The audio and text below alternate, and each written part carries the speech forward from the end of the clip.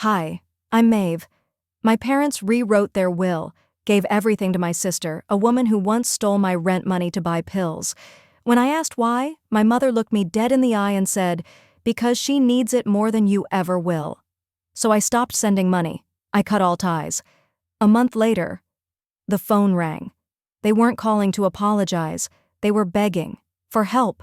But after everything, I had one question on my mind. Would you have picked up?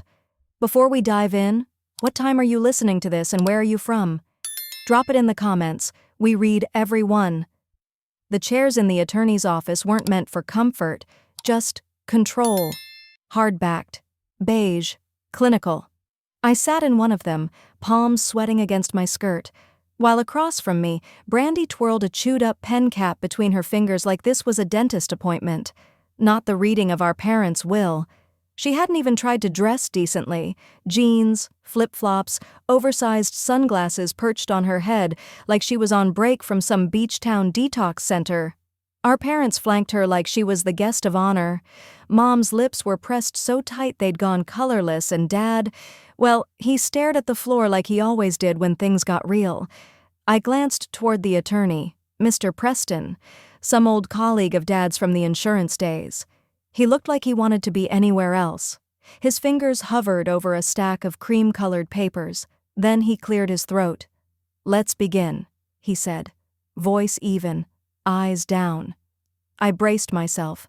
After everything, every late-night wire transfer, every box of groceries I dropped at their doorstep when Brandy was in rehab again, I thought maybe, just maybe, there'd be some acknowledgement, a gesture of fairness. "To Brandy Elaine Hartley," Mr. Preston read, "we bequeath the family residence located at 223 Brookridge Lane, all savings held at First Bank of Illinois, and all possessions and heirlooms currently located within said property." My ears rang. I sat still. Maybe I misheard.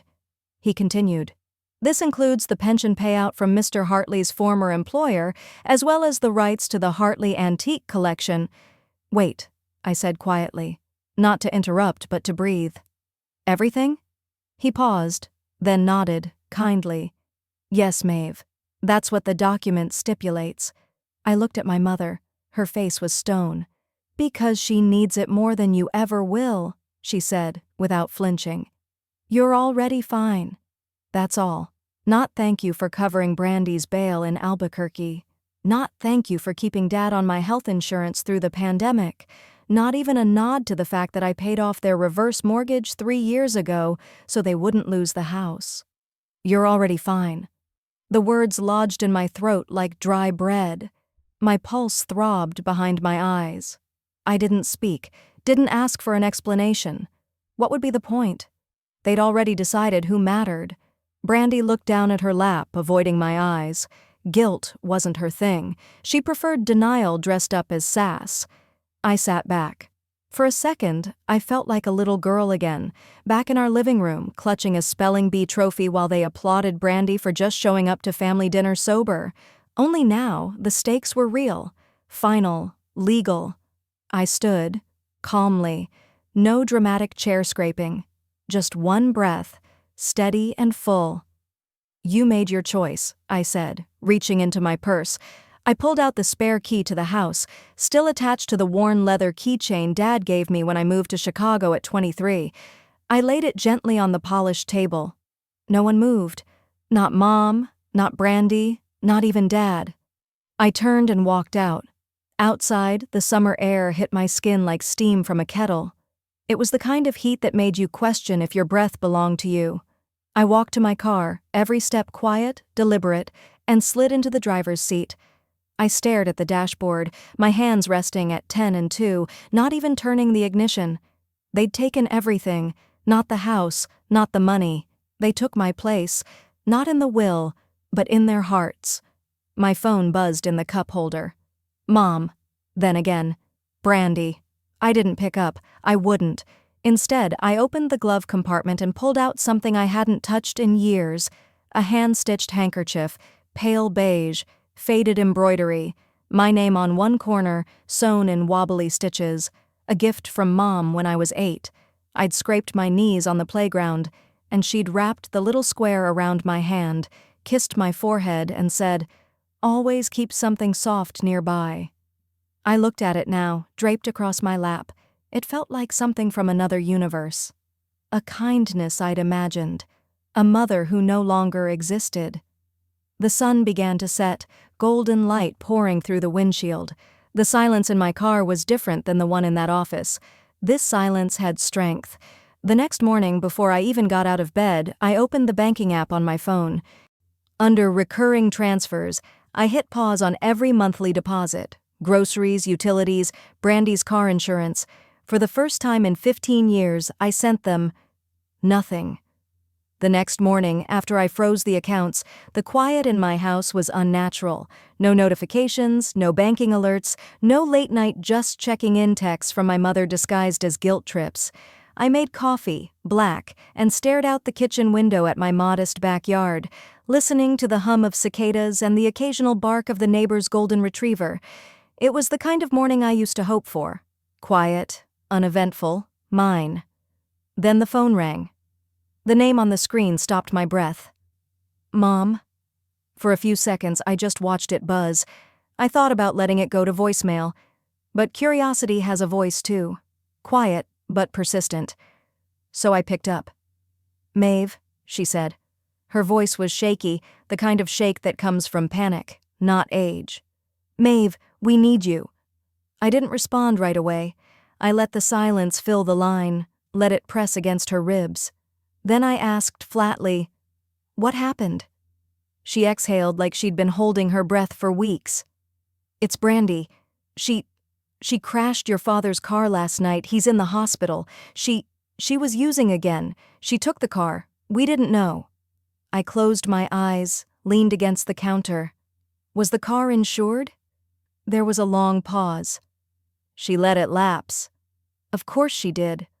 I spoke without venom. It was just a fact. Like gravity. Like every warning I'd ever given them floating back to the surface.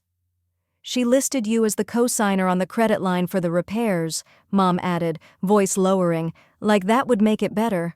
"We had to. They wouldn't approve it otherwise." I stood up straight. "I never signed anything. We may have added your name. It was years ago. You were busy, you were traveling so much then, and so you forged my signature?" The silence this time wasn't hesitation. It was guilt, thick and sour. I could hear her swallow. "I'm on my way," I said. Then I hung up. It took me just under an hour to get to the hospital. I parked at the far end of the lot, sat in the car for a moment, then pulled the visor down and looked at myself in the mirror. No makeup, hair pulled back, eyes heavy with disappointment. I didn't fix anything, just stared for a second longer than I needed, then got out. Inside, the fluorescent lights hit me like a slap, too bright, too harsh for a morning like this. A nurse looked up from the reception desk and immediately recognized me. "You're here for Mr. Whitaker?" she asked. I nodded. "He's in 304, minor chest episode. He's stable now. Your mother and sister are already in there." She smiled, then added, "You're the responsible daughter, right? He was asking for you." I forced a polite smile and walked past her without saying a word. When I stepped into the room, Dad looked pale but alive, tubes in his arm and a dull beeping beside him. Brandy was sitting in the corner chair, her left arm in a makeshift sling, one cheek bruised purple. Mom sat beside the bed, stroking his hand like a priest at a deathbed. "Maeve," Dad croaked, "you didn't have to come." "I know." Mom stood. "She didn't mean it. She's just not herself when it gets bad. You know how it is." I didn't answer. I was looking at Brandy, who had lifted her phone under the blanket, thumb moving fast. She looked up, fake tears hanging at the corners of her eyes. "I'm sorry," she said softly. "I never wanted to hurt anyone." I glanced down. She was slipping a packet of gauze and 2 bottles of antiseptic into her tote bag. I said nothing. "Maeve?" Brandy tilted her head. "Aren't you gonna say anything?" I walked out. The vending machines were at the end of the hall. I stood in front of the row of snacks, eyes locked on a bag of peanut clusters. Dad used to buy them for me every Sunday when we went to the hardware store together. He always handed them to me before we got back in the car, saying, "Don't tell your mom." I pressed the buttons, but the machine jammed. I stared at the bag stuck behind the glass, then pressed the refund button. Nothing. I walked away. Back in the car, I sat in silence. Then I called Liana, an old college friend now working corporate law in Chicago. "Can I get your help?" I asked. "Always. What's going on?" "My family may have tied me to a forged credit line. I need to untangle myself, fast. And I want every document with my name reviewed, especially anything signed in the past 10 years. She paused. "That's heavy. I'll start digging." "Thanks, Liana." 3 days later, Liana called back. She sounded too calm, the kind of calm that meant something wasn't. "I found something." "Tell me." "There's a sealed trust. Filed by your father 5 years ago. It's labeled 4MW, contingent upon event of irrevocable separation. It was locked under legal guardianship. You were never meant to find out unless something drastic happened. Like cutting ties?" "Exactly." I rubbed my temples. "What's in it?" "I can't say yet, but it's not small." I didn't say anything for a long moment. "Maeve?" she asked. "You okay?" "Yeah," I whispered. "Thanks for the heads up." Later that evening, I drove back to the hospital. I didn't even know why. Maybe for closure, maybe for answers. It was raining by the time I pulled into the lot. I sat with the engine off, watching the water bead and run down the windshield. When I finally walked through the lobby, my shoes squeaked on the tile. I turned down the corridor toward the elevators when I heard the familiar voice behind me. "Maeve!" I stopped. My mother rushed out of the waiting area, umbrella dripping, eyes wild.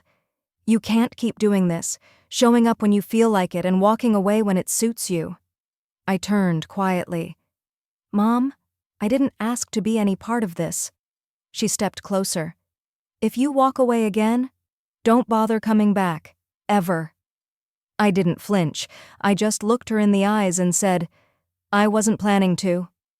Then I turned and walked out, the hallway lights flickering behind me like the last crackles of a dying fire. I didn't turn back. Her voice cracked behind me in that parking lot, sharp, desperate, but I kept walking. My keys were already in hand before the last word even hit the air.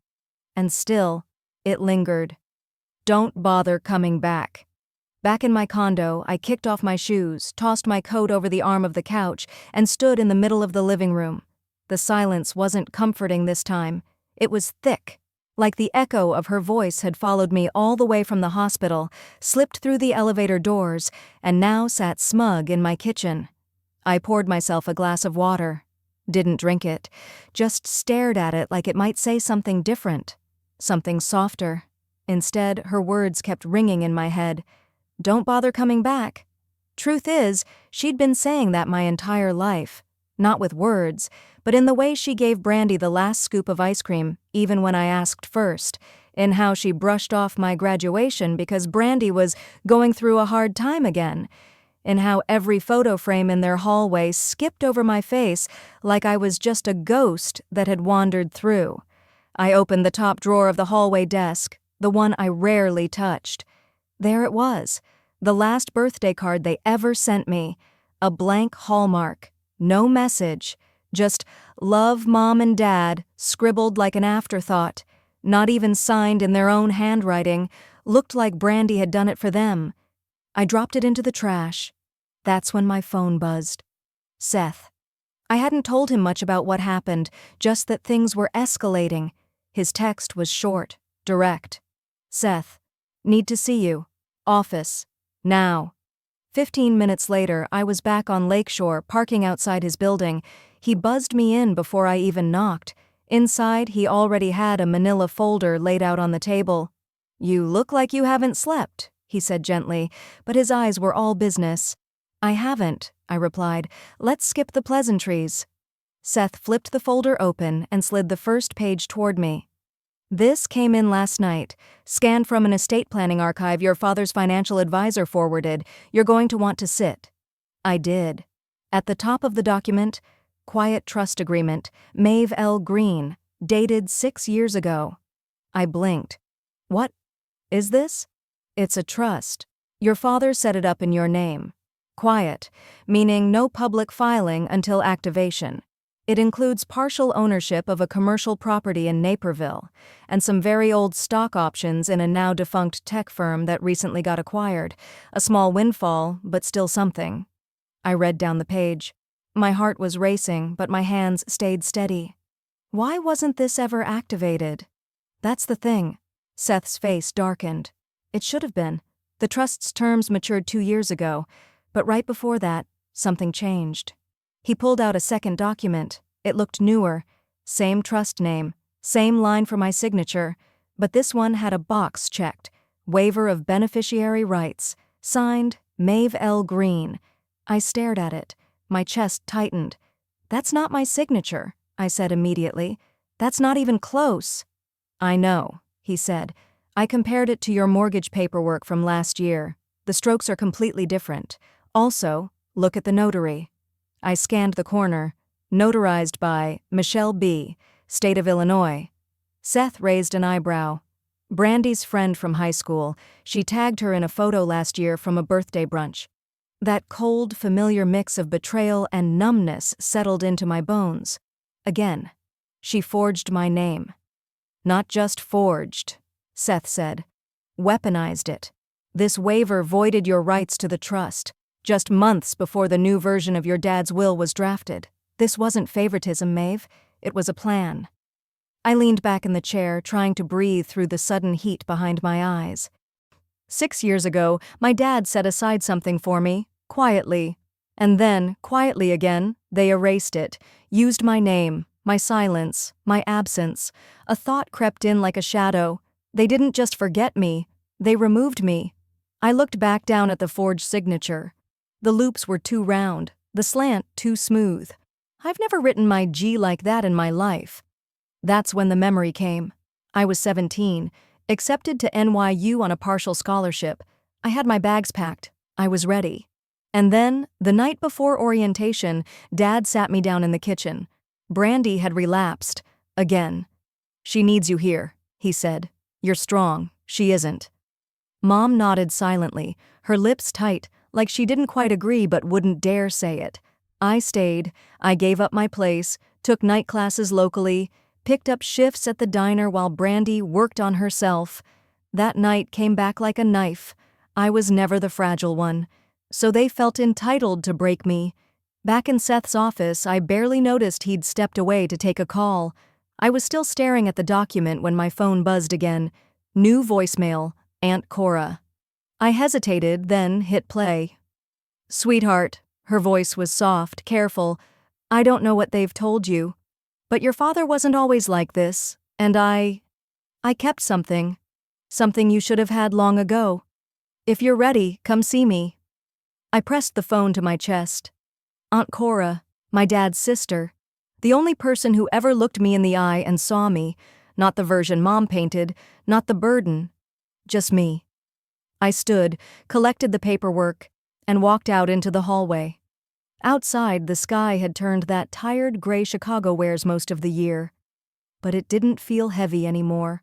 I drove home slow, didn't put on music, just let the sound of traffic wash over me, grounding me. Back in my apartment, I laid the trust papers on the counter, my eyes locked onto the signature again. A tremor of something stirred in my chest. Not grief, not hurt, resolve. They used my name like it belonged to them, but I was done being their ghost. I picked up the document, ran my fingers along the fake signature, and whispered, "You wanted war? You just got it." I didn't sleep that night. Not because I was afraid, because I was wide awake with clarity. At sunrise, I stood by my kitchen counter, watching the coffee drip. The forged signature was still spread out on the table, next to my phone, my keys, and a train ticket I'd just booked at 4:23 a.m. I hadn't been to Aunt Cora's in almost 2 decades, but when someone tells you there are truths in this house your mother didn't want you to see, you show up, no matter how far, no matter what it costs. It was a long ride north, out of the concrete bones of Chicago, into the trees and breath and hush of Wisconsin. The further we went, the quieter my thoughts became. until all that was left was a strange stillness. I stepped off the platform in a lakeside town that didn't even have a proper sign, just a hand-painted board that read, "Welcome home, if you mean it." Cora picked me up in an old truck that smelled like cedar, dust, and cinnamon. "You're thinner than I like," she said by way of hello, "but your eyes look like your father's used to, before everything." The road twisted into forest, and then, like an old memory climbing up from the basement, her cabin appeared. It wasn't glamorous, but it was true. That kind of place where nothing was fake. The porch sagged a little, the paint had surrendered to time, but the windows still glowed like someone had been expecting you for years. Inside, I was surrounded by something I hadn't felt in a long time: belonging. There were pictures, actual pictures, of me as a child, me holding a fishing pole with my dad, me in a sunflower dress next to Cora at the state fair. Photos I hadn't even known existed. She handed me tea without asking how I took it. Then she said, "They buried a lot of things, Maeve, but not everything stayed dead." Later that evening, after I'd unpacked and we'd eaten, Cora opened the attic door. "Come on," she said, flicking on a flashlight. "It's time." The attic smelled like cedar shavings and old summer sweat. In the far corner, beneath a stack of faded Afghans, was a wooden chest with iron corners. Cora knelt beside it, her fingers brushing the lid like it was a wound. "He mailed them all here," she murmured. "I didn't open a single one unless he told me to." I opened the lid. Letters, dozens, bundled by twine, all from my father. I read the first one, then another, then another. "I wish I had spoken up, but your mother, she thinks silence is cleaner. Brandy's not well, but Maeve pays for it every time. If I die before I fix this, I hope she finds these. I hope you show her."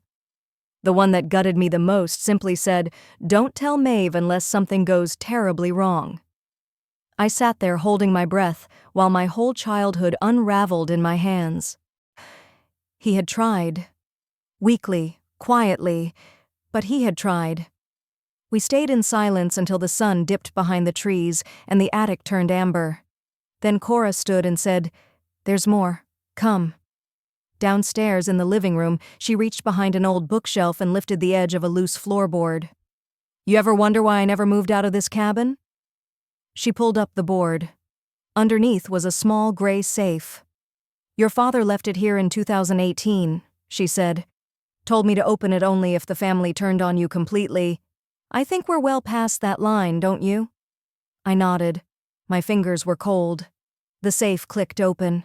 Inside was a plastic bag, and inside the bag, history. My original NYU scholarship letter, the one my father made me give up when Brandy needed me home. A folder of estate documents, unsigned, unedited, unmanipulated.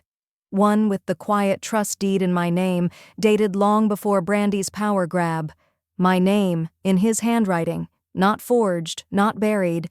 And one last thing, an old cassette tape. Cora looked at it, then handed it to me. He made it in 2017, said he didn't trust writing anymore. I didn't have a player, but I knew I'd find one. "I don't understand," I whispered.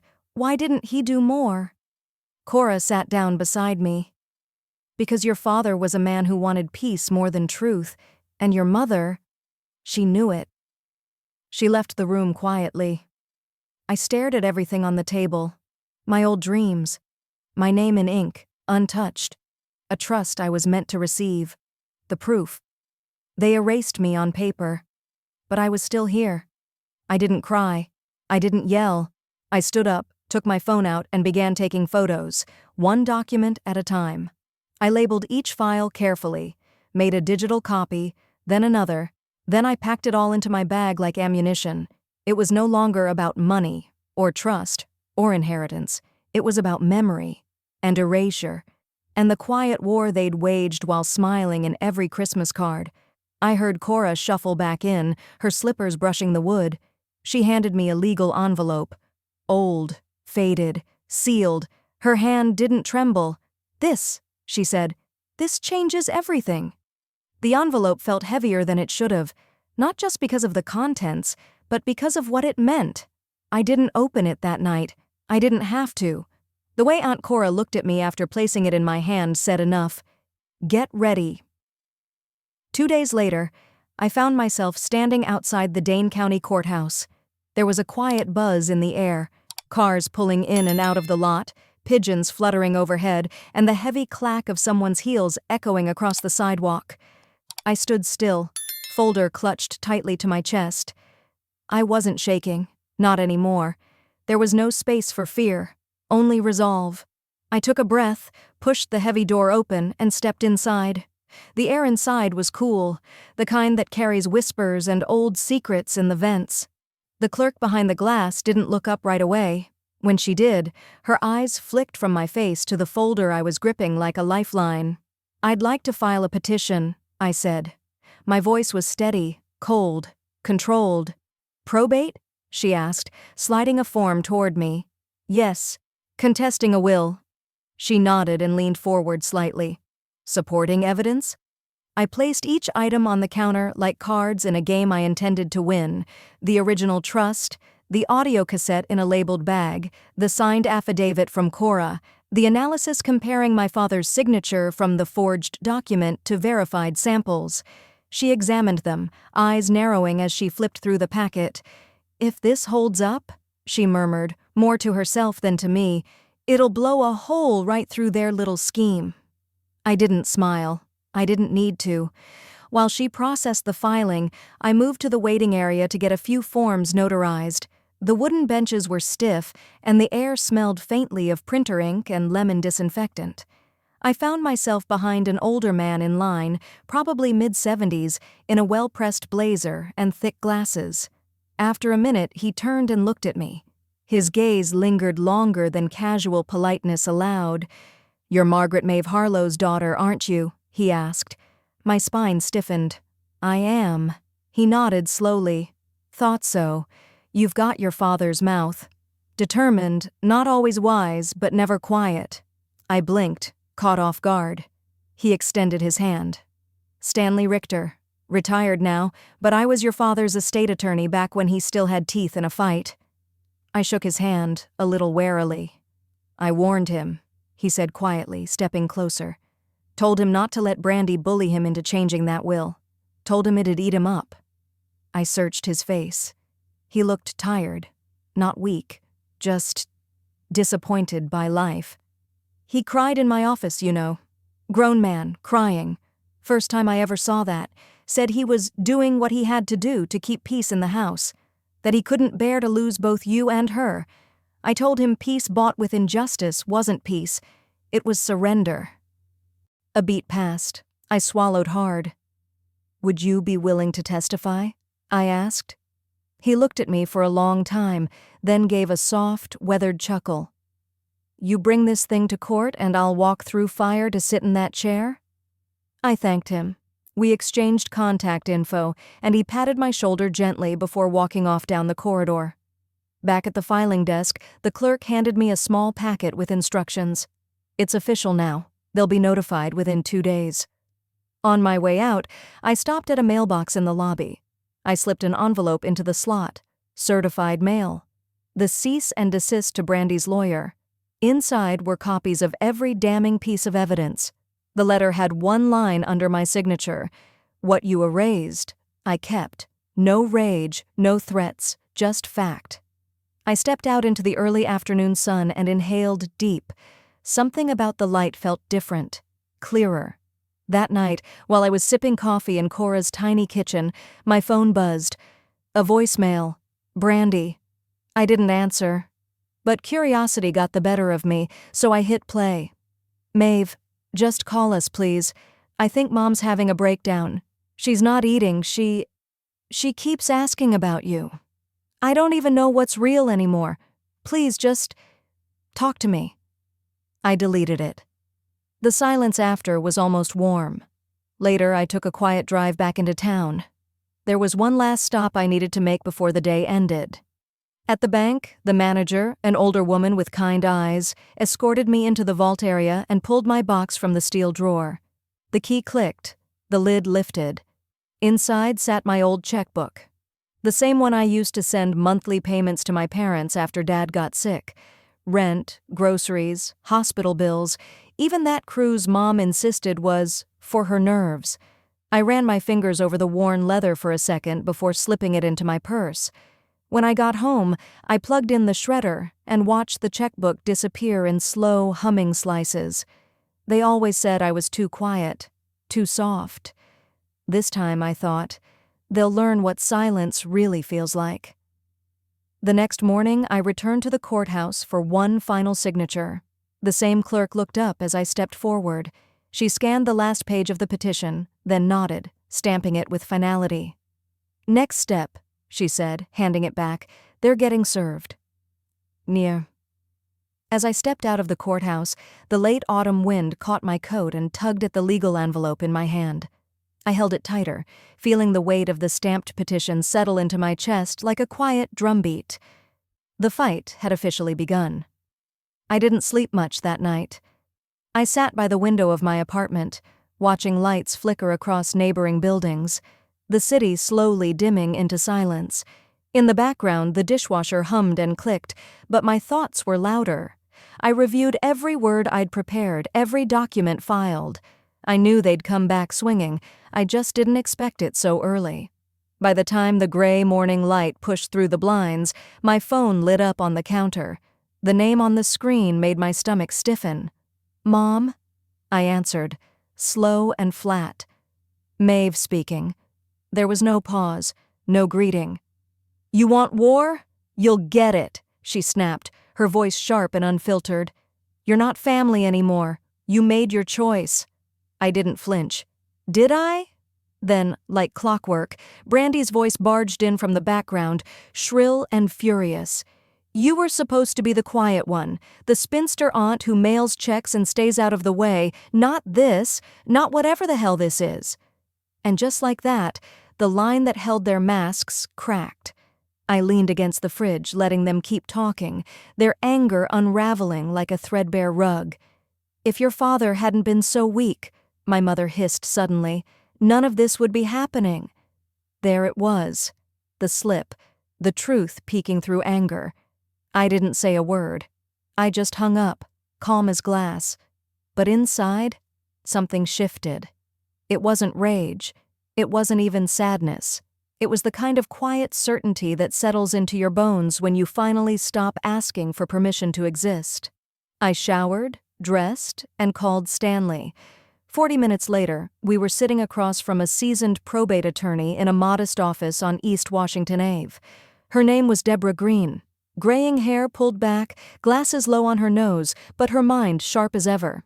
After listening carefully, Deborah leaned back and tapped her pen against the edge of her yellow pad. "Maeve," she said, "this isn't just a matter of a contested will.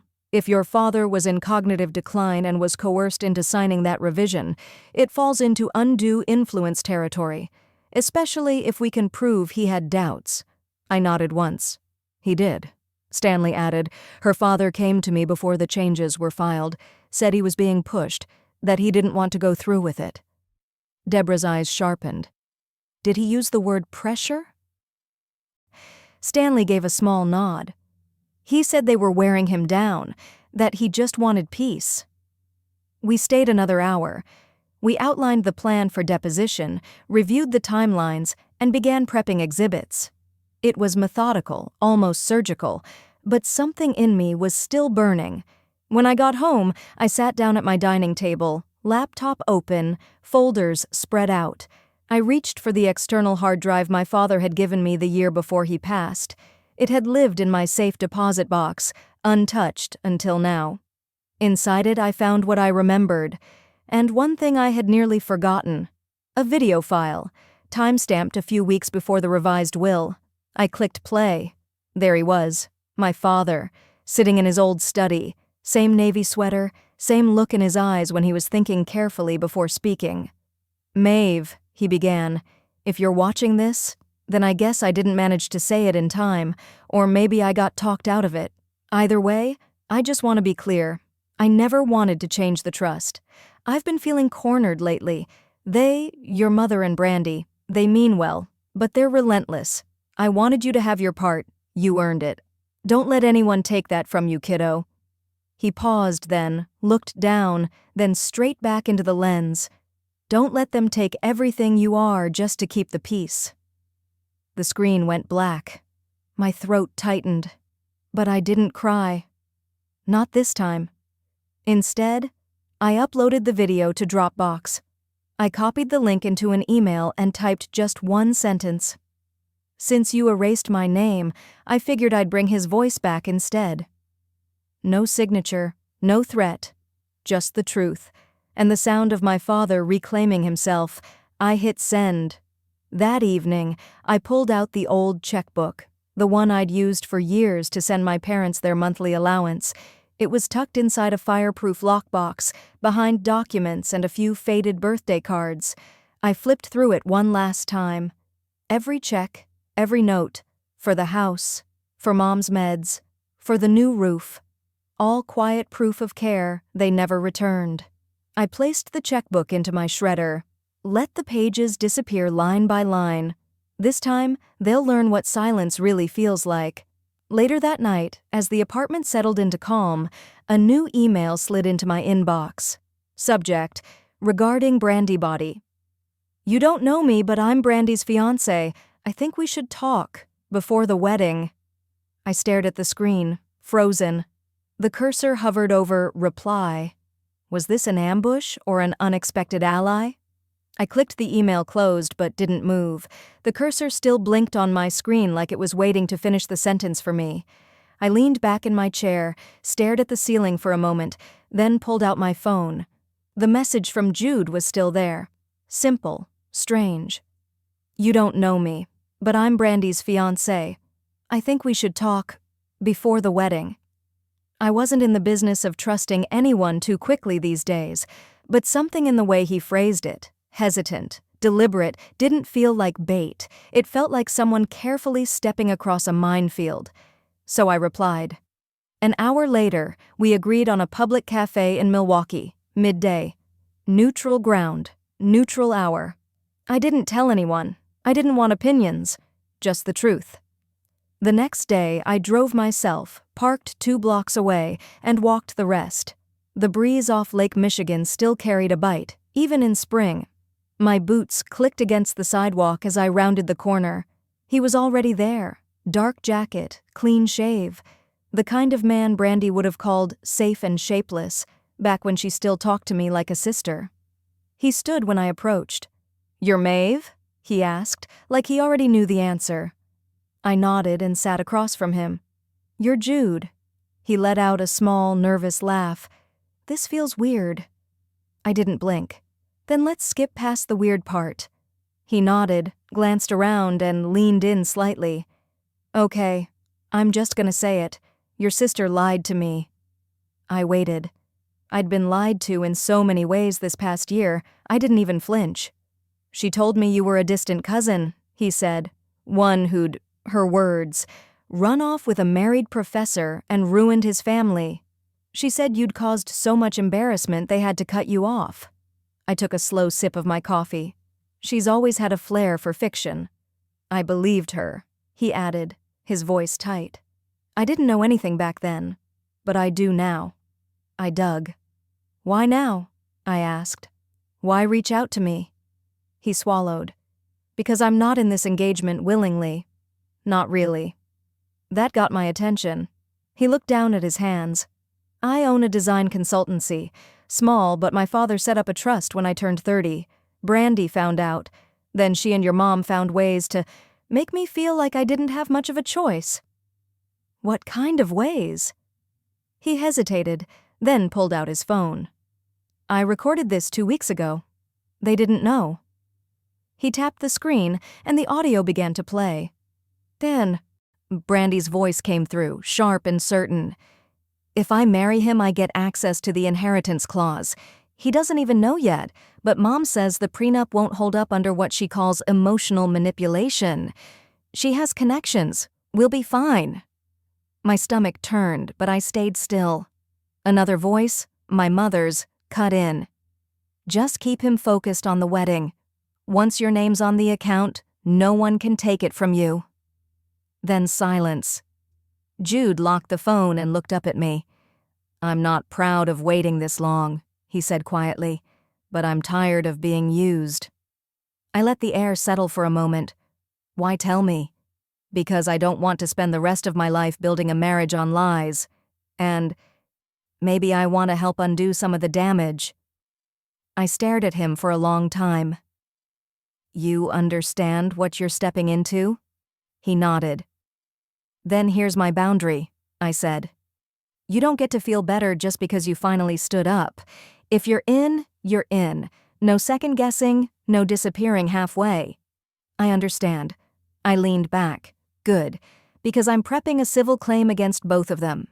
His eyebrows lifted. "You are?" "Oh, I am. And your recording? Might be Exhibit B?" We sat there a little longer, talking logistics, his schedule, my lawyer, no drama, just facts, just fuel. Later that evening, I returned home and pulled out the worn leather journal my father gave me the Christmas before he died. I hadn't written in it since his funeral. But that night, I picked up my pen and started again. All my life I thought keeping the peace meant staying silent. But silence let them build a war machine. I paused, then wrote, and I was standing right beside it, eyes wide open, pretending I couldn't see the fire. I turned to the back page, where Dad once scribbled a note when I was in college. "You were always the strong one, even when they didn't see it." I touched the ink with my fingertips like it could still hold warmth. Around midnight, my phone buzzed again. I expected more court documents or maybe a thank you from Jude, but it was from my mother. Subject: engagement party. Just one line: "Don't come. We're trying to avoid embarrassment." I stared at the words for a long time, let them echo, let them sting. Then I smiled. That was the last time they'd ever speak to me like I was beneath them. I drove in silence, the courthouse envelope resting on the passenger seat like a coiled truth, ready to strike. My fingers flexed and relaxed against the steering wheel as the country club's gates came into view, grand, wrought iron, flanked by hedges trimmed within an inch of their lives. It was the kind of place where people wore secrets like cologne and smiled through betrayal with bleached teeth. The valet opened my door before I even cut the engine. I stepped out in black slacks and a clean-cut blouse. No glitter, no apologies, just quiet resolve, and a court order tucked inside my purse. The jazz quartet echoed from the terrace as I walked in.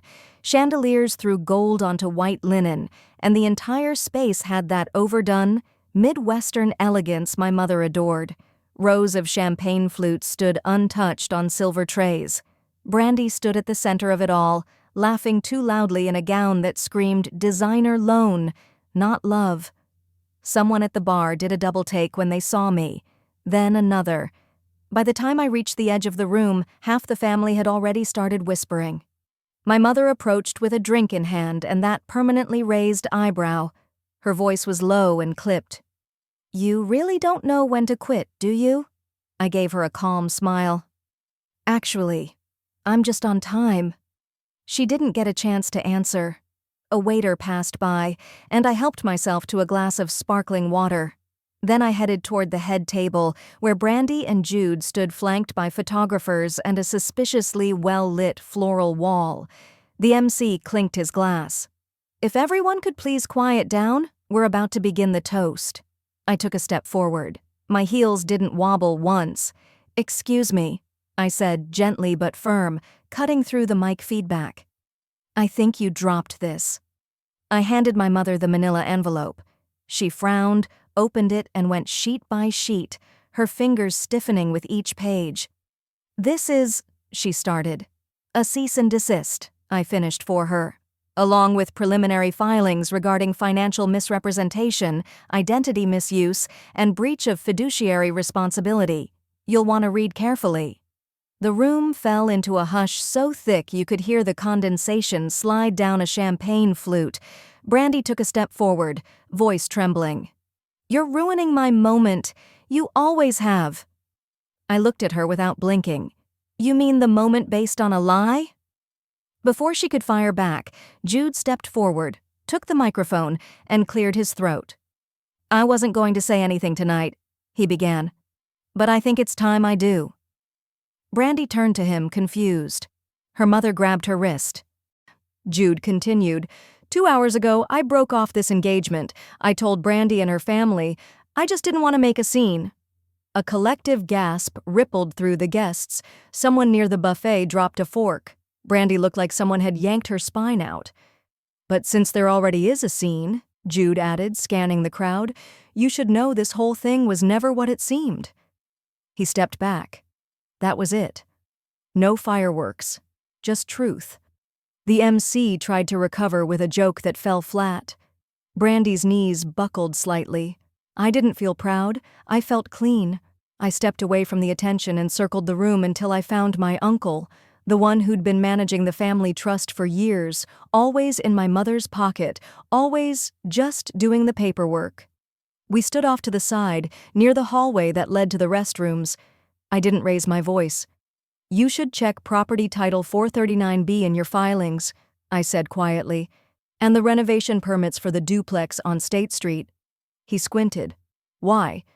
"Because I never signed them, but my name's there." His face went pale so fast I thought he might collapse. "Maeve, that's felony-level fraud. If your name's been forged on property assets," I held up a hand. "I know. That's why I'm telling you. Not the police, yet." He nodded slowly, like his bones had aged 10 years in 30 seconds. Back at the dessert table, Brandy was sobbing quietly into her untouched wedding cake. No one approached her, not even her friends. I walked past them without looking back. "This isn't revenge," I said almost to myself. "This is accounting." Outside, the sky was clear and crisp, stars just beginning to pierce through the suburban haze. I slid into the driver's seat and sat still for a moment. No music, no engine, just breath. My phone buzzed. It was a message from my father. Just one word. "Why?" I stared at it, my thumb hovering. Then I typed, "Because you all thought I wouldn't." The call wasn't from them. It came just after sunrise. I was sitting in the kitchen, still in the black slacks from the night before, nursing a cup of lukewarm coffee when my phone rang with the kind of silence behind it you just feel in your bones. "Is this Maeve Arlston?" a calm woman's voice asked. "Your mother's been admitted to Milwaukee General. Cardiac episode. You're listed as next of kin." There was a beat where I didn't answer. I just stared out the window at the still dew on the grass, the wind barely moving the leaves on the maple tree. "Is she stable?" I finally asked. "She's conscious, but weak. We couldn't reach her other emergency contact." Of course they couldn't. Brandy was probably still holed up somewhere trying to figure out how to explain to her bridesmaids why the venue deposit had vanished. I closed my eyes and let the pause stretch before whispering, "I'll come." It took 20 minutes to get there. I drove slow, deliberately. The roads were quiet. A few joggers, a dog walker, a sanitation truck backing out of a cul-de-sac. Everything felt muted, like the world was taking a breath and waiting to see what I'd do next. The hospital smelled the same as always, disinfectant and something faintly metallic underneath. A nurse led me to the cardiac unit. The hallway lights flickered slightly overhead. As we neared the room, she stopped and handed me a sealed envelope. "She said you should have this," the nurse said, her voice soft, almost apologetic. "She wrote it before she was sedated, said she might not get the words out herself." I nodded and slid the envelope into my coat pocket. My hands were steady. That surprised me. Inside the room, my mother looked like a ghost version of herself, washed out, lips dry, an oxygen tube beneath her nose. Her hair, always so carefully set in waves, was flat against the pillow. She didn't stir when I entered. I sat in the plastic chair near the window and took out the letter. The paper was hospital standard, lined, soft blue ink. "Maeve, if you're reading this, it means I've finally shut up long enough for you to get a word in. That was always your complaint, wasn't it? That we talked over you, that we decided things. The truth is, I didn't think you needed us. You were always the one who figured it out. Quiet, unshakable. Maybe that's why we punished you for it. Because we didn't understand how you kept moving forward without looking back at us. I'm not asking for forgiveness. I just wanted you to hear it from me. Mom? I sat with that for a while. Not forgiveness. Not even regret, really. Just an explanation tied up in old pride. It was the closest to honest I'd ever seen her be, and still, even now, it fell short of taking responsibility. I folded the letter carefully and slid it back into the envelope. I see, I whispered. And I did. For the first time, I saw clearly. Not just her, but all of it.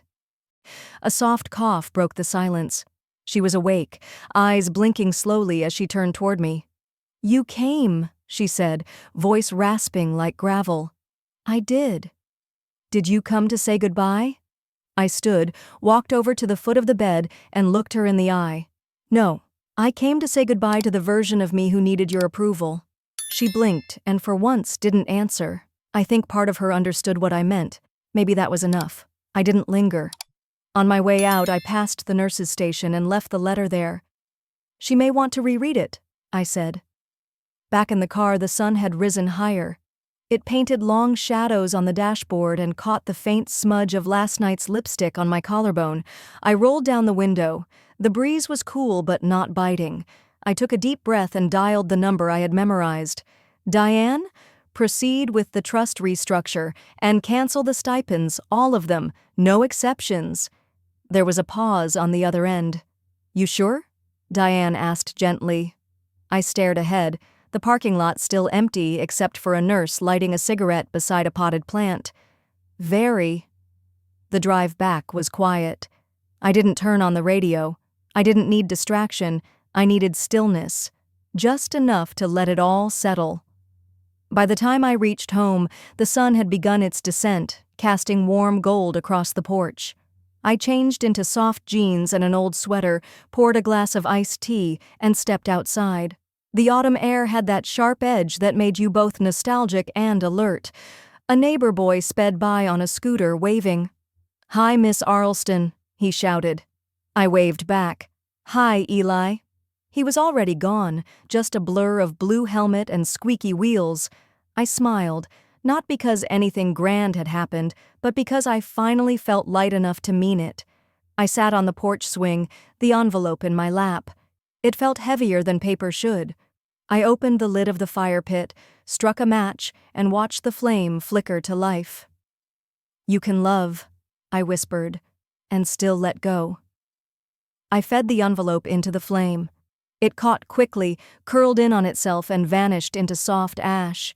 It didn't end in fire, but in quiet. The kind of quiet that means you're finally free.